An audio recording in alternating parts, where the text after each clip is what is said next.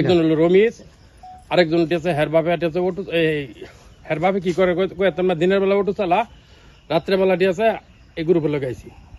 আরেকজন কাটলের ব্যবসা করে হের ছেলে, হের নাম বলে রমিজ। অতর কিন্তু হামলা করছে 10 থেকে 12 জন লোকে। আমার এটিতে মারবার চাইছিল ওই জায়গায়, আমি এটিতে লোকমানের খারাপ তো ভাই পরে এটিতে আমার কোনো কিছু করে নাই। স্টাফ আছিল, স্টাফে এটিতে টাঙ্কিত বাড়ি ফেলাইছি, গাড়ির উপর তো লাভ দেয়া খালি ফাঁড়িত পড়ছি। আমি এদিক যাইছি, আর পরে নানু এদিক দিয়ে ঢুকতেছে, কয়েকজনে কইতেছে নানু কাকা আইতেছে হেদিয়ে যাও, এগুলা করছে। আর এই যে আমার গাড়িটা তসতস করছি। গাড়ি ভাঙার কারণ কি?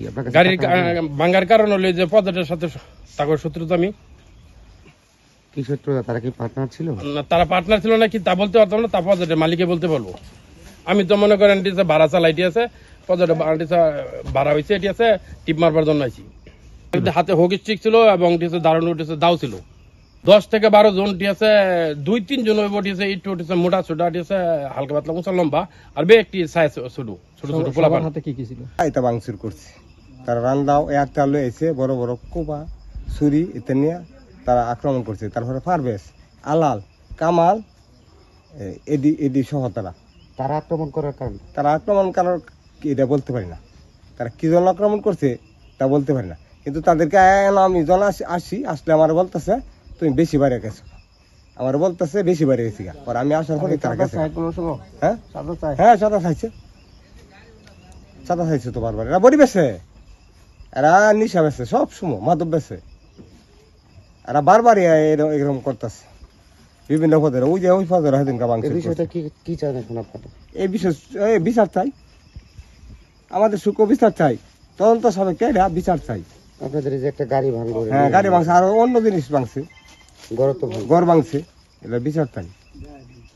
কি আমি এখানকার এই প্রজেক্টের মালিকানায় আছি। এখন কালকে আমাদের জেলেগুলি মাছ মারার জন্য রাত্রেবেলা আসছিল, রাত প্রায় 1টায় জেলে। তারপরে আমাদের গাড়ি আরো যে লোকজন আছে তারা পর্যায়ক্রমে আসছে।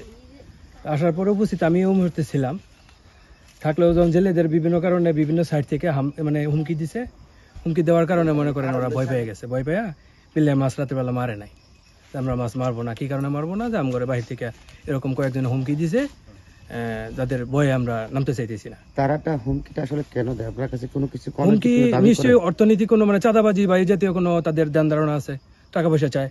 আপনার কাছে কি চাইছে কখনো? আমার কাছে প্রত্যক্ষভাবে চাই না, কিন্তু অন্যভাবে চাইছি। ওই যে বাহির থেকে, বাড়ির দিক দিয়ে আমার কাছে তো সরাসরি যেতে পারে না। আমরা তো মানে এলাকারই মানুষ এই হিসেবে, বা যেহেতু আসি ছোট মালিক হলেও এখানে আসি, যেহেতু অংশীদারি মালিকানায় আছে এখানে, যে কারণে আমার কাছে সরাসরি চায় নাই, ওই বায়া হয়ে চাইছি আর কি, যে আমরা এটা মানে পাইতাম ওনার কাছে, সে দেয় নাই, বা ওইটা আমরা চাই, এটা আমরা পাইতেছি না। কি কি ক্ষয়ক্ষতি করছে? ক্ষয়ক্ষতি করছি যে ঘর কাটা লাইছে, তারপরে যে একটা গাড়ি অসহায় একটা লোক, আমার ভাই, যে ওই ভাই কোথায়, ওই ভাইকে একটু দেখেন, উনি আসলে যে শারীরিকভাবে এতটা মানে সুস্থ না, আমাদের মতো পায়ে সমস্যা আছে, মাজুর আছে।